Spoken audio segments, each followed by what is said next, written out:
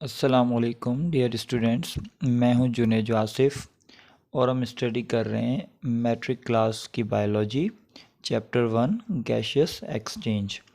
आज का जो हमारा टॉपिक है वो है rate of breathing at rest. Rate of breathing at rest and during exercise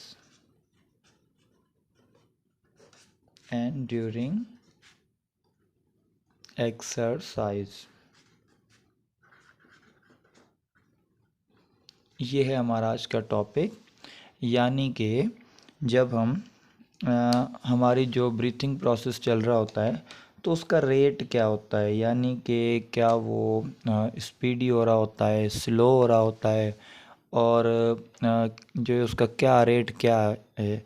और वो मतलब जब रेस्ट में हमें, यानी कि यहाँ पर दो चीज़ें हैं कि जब एक हमारी बॉडी रेस्ट में हो, यानी कि नॉर्मली हम लेटे हुए हैं, सोए हुए हैं, या हम कहें कि हम बैठे हुए हैं रिलैक्स होकर अपना जो है वो कोई काम वगैरह कर रहे हैं, हम बिल्कुल इजीली हमारी जो नॉर्मल एक्टिविटीज़ कर रहे हैं रेस्ट में। यानी क्या होता है, जब हम हमारी नॉर्मल एक्टिविटीज़ कर रहे होते हैं, एक्टिविटीज़ कर रहे होते हैं, तो जो भी हम हमारी नॉर्मल एक्टिविटीज़ कर रहे हैं वो सब हमारी जो है वो रेस्ट वाली जो है वो कंसीडर होती हैं।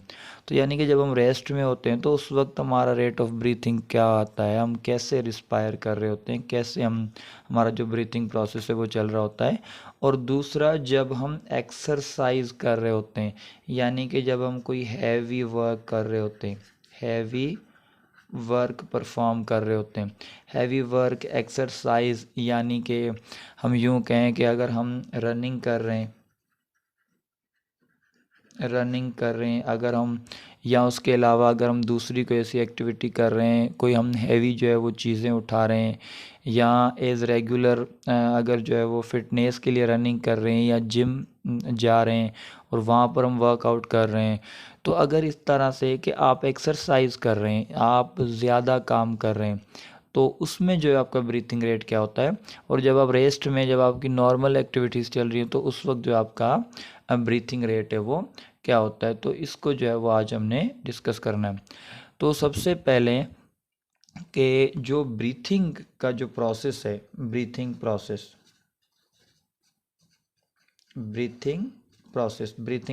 किसे कहते हैं, तो इस पर एक कंप्लीट वीडियो जो है वो मैंने बनाई है ब्रीथिंग प्रोसेस पे, कि यानी कि सांस लेना और एक्सहेल करना, इनहेल करना और एक्सहेल करना, यानी कि एक्सटर्नल एयर को बॉडी में लेकर आना लंग्स तक और फिर वहाँ से वापस भेजना। इस प्रोसेस को हम ब्रीथिंग प्रोसेस कहते हैं। इस पर मैंने एक डिटेल में वीडियो बनाई हुई है, तो आप वो देख सकते हैं ब्रीथिंग प्रोसेस के लिए। तो ब्रीथिंग प्रोसेस सबसे पहले इनवॉलेंट्री प्रोसेस है। ये इनवॉलेंट्री इनवॉलेंट्री प्रोसेस है। इनवॉलेंट्री प्रोसेस किसे कहते हैं, यानी कि वो वाला प्रोसेस जो हमारे कंट्रोल में नहीं, हमारे जो है ना वो कंट्रोल में नहीं है कि हम, हमारा जो है वो जब दिल करे हम जो है उसे इंक्रीज़ कर लें, जब हमारा दिल करे हम डिक्रीज़ कर लें, जब हमारा दिल करे हम स्टॉप कर लें, और जब हमारा दिल करे तो हम जो है उसमें कोई हम गैप दे दें या उसे फास्ट कर लें। तो मतलब ये हमारे कंट्रोल में नहीं होता, इसे हमारा ब्रेन कंट्रोल कर रहा होता है। और ये हम जो है वो वैसे हमारी बॉडी के सभी सिस्टम्स ब्रेन कंट्रोल करता है, लेकिन कुछ ऐसे मूवमेंट्स होती हैं जो हम खुद कंट्रोल कर रहे होते हैं, जब हम चाहें तब करें, उन्हें हम कहते हैं वो वॉलेंट्री एक्शंस होते हैं, वो वॉलेंट्री प्रोसेस होते हैं। और इनवॉलेंट्री वो जो हमारे कंट्रोल में ना हो, यानी कि ऑटोनॉमस नर्वस सिस्टम कंट्रोल करे, ऑटोमेटिकली कंट्रोल हो, हमारे कंट्रोल में ना हो, तो उन्हें हम कहते हैं वो इनवॉलेंट्री प्रोसेस होते हैं। तो अब जो ब्रीथिंग प्रोसेस है ये भी इनवॉलेंट्री प्रोसेस है, जिससे हमारे ब्रेन का पार्ट है हाइपोथैलेमस वो रेगुलेट करता है। तो इससे रेगुलेट करता है हाइपोथैलेमस। हाइपोथैलेमस हमारे ब्रेन का एक पार्ट है जो कि इनवॉलेंट्री प्रोसेस, ब्रीथिंग प्रोसेस को रेगुलेट करता है। अब ये ऑटोमेटिकली चेंज होता रहता है, इंटरनल और एक्सटर्नल कंडीशंस पे डिपेंड करता है। यानी कि अगर जैसे कि हमने कहा कि रेस्ट में और एक्सरसाइज में, तो अगर हम रेस्ट में हैं तो फिर वो नॉर्मली हो रहा होगा, और अगर हम एक्सरसाइज करेंगे तो वो फास्ट हो जाएगा, जो रेट होगा वो इंक्रीज़ हो जाएगा। तो इस तरह से जो है वो होती रहती हैं, जो चेंजेस हैं वो इस तरह से होती रहती हैं।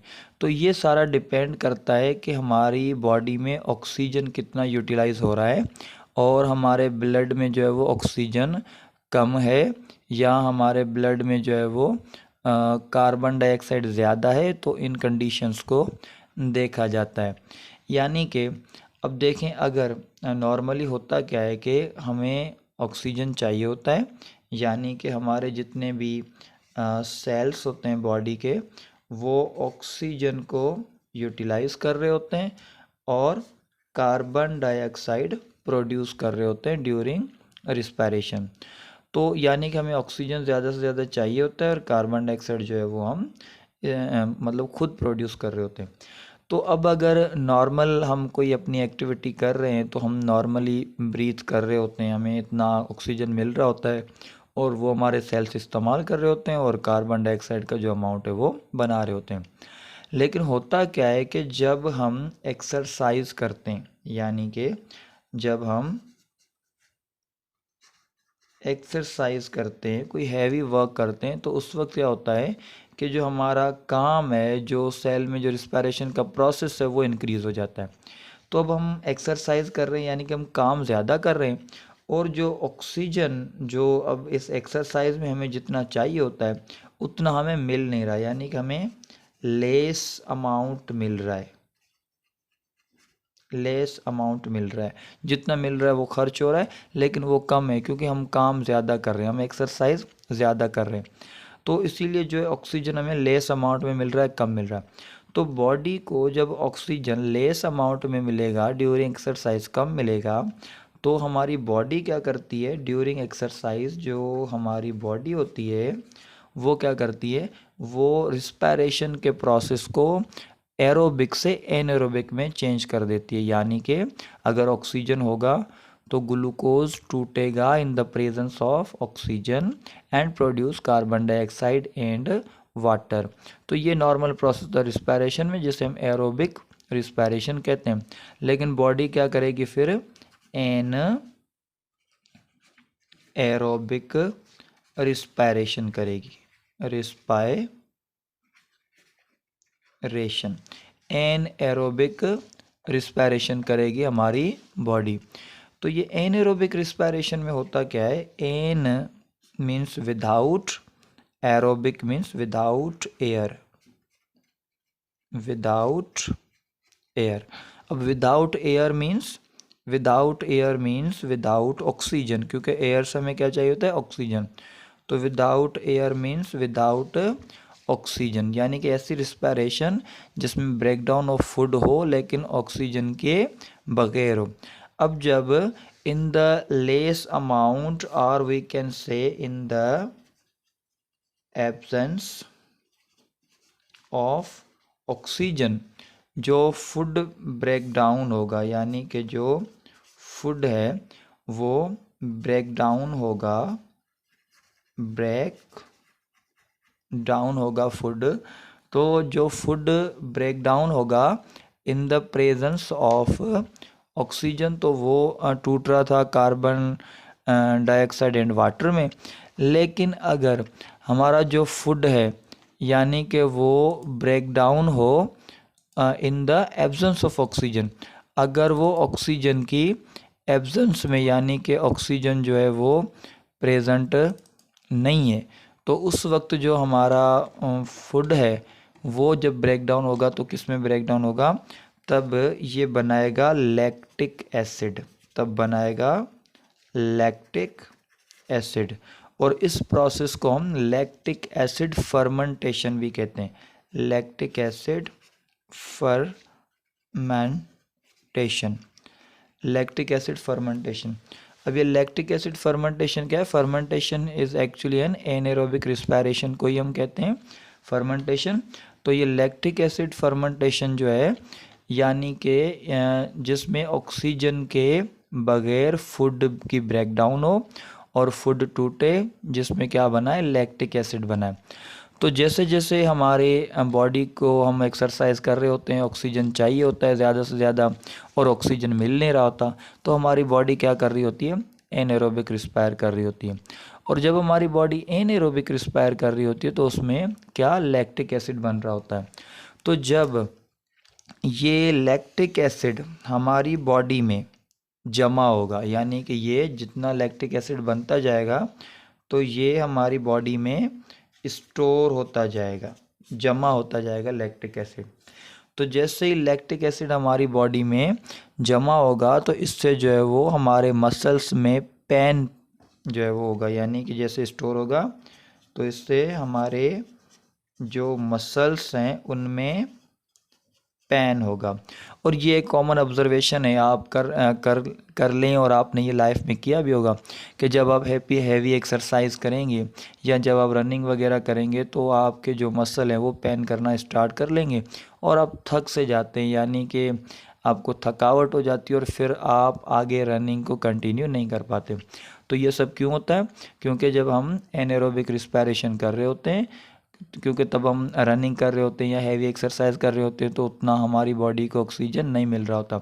तो हमारी बॉडी क्या कर रही होती है? वो एनारोबिक रिस्पायरेशन करके बजाय कार्बन डाइऑक्साइड और वाटर के लैक्टिक एसिड बना रही होती है और लैक्टिक एसिड स्टोर होता है और हमारे मसल्स में पेन क्रिएट कर देता है। तो अब उसके बाद क्या होता है कि हम रुक जाते हैं और हम जो है वो ब्रीथिंग रेट को इंक्रीज़ कर देते हैं, यानी कि जब ऐसा हो लैक्टिक एसिड जमा हो जाए तो क्या होता है? हमारा जो ब्रीथिंग रेट है वो इंक्रीज़ हो जाता है, हमारा ब्रीथिंग रेट बढ़ जाता है, इंक्रीज़ हो जाता है। क्यों इंक्रीज़ हो जाता है? क्योंकि लैक्टिक एसिड हमारे मसल्स में जमा हो जाता है, ऑक्सीजन हमारी बॉडी में कम हो जाता है, तो हमारी बॉडी जो है वो ब्रीथिंग रेट को एक्सरसाइज में इंक्रीज़ कर देती है, बढ़ा देती है। और ब्रीथिंग रेट हम इंक्रीज़ क्यों कर रहे होते हैं? ताकि हमें ऑक्सीजन का जो अमाउंट वो हमें ज़्यादा मिले। तो इसीलिए हम कर रहे होते हैं ताकि हमें ऑक्सीजन का जो अमाउंट है वो ज़्यादा मिले। तो इस अमाउंट को जो हम ज़्यादा बड़ी बड़ी जो है वो सांसें लेकर कर रहे होते हैं, हम ब्रीथिंग रेट को इंक्रीज़ करके जो हम ऑक्सीजन ले रहे होते हैं वो ऑक्सीजन हमें चाहिए होता है जो लैक्टिक एसिड हमारे मसल में जमा होता है उन्हें रिमूव करने के लिए, यानी कि इस लैक्टिक एसिड को रिमूव करने के लिए हमें ऑक्सीजन का अमाउंट चाहिए होता है। तो वो ऑक्सीजन हम ले रहे होते हैं हमारे ब्रीथिंग रेट को बढ़ाकर, इंक्रीज़ करके। और इस प्रोसेस को हम कहते हैं, और इस ऑक्सीजन को हम कहते हैं ऑक्सीजन डेप्थ। इसे हम कहते हैं ऑक्सीजन डेप्थ। Oxygen depth. तो ऑक्सीजन डेप्थ क्या है? यानी कि वो amount of oxygen which require to remove oxygen depth, यानी कि ऑक्सीजन का वो अमाउंट जो कि चाहिए होता है रिमूव करने के लिए। क्या रिमूव करने के लिए? Lactic acid from cell from our muscles. तो उस ऑक्सीजन को हम कहते हैं वो ऑक्सीजन डेप्थ है। तो इसीलिए जो अब यहाँ पर आपको पता चल गया होगा कि जो ब्रीथिंग रेट है हमारा वो ड्यूरिंग एक्सरसाइज हाई हो जाता है और नॉर्मली ही चल रहा होता है। तो क्यों हाई हो जाता है? क्योंकि उसमें लैक्टिक एसिड हमारी बॉडी में जमा हो जाता है और फिर उसको रिमूव करने के लिए जो हम ज़्यादा से ज़्यादा ऑक्सीजन लेते हैं, बड़ी बड़ी सांसें लेकर जो है ब्रीथिंग रेट को हाई करके, उस ऑक्सीजन को हम कहते हैं ऑक्सीजन डेप्थ। तो इसकी डेफिनेशन भी इस तरह से होती है कि amount of oxygen require to remove lactic acid from body is called oxygen depth. Thank you.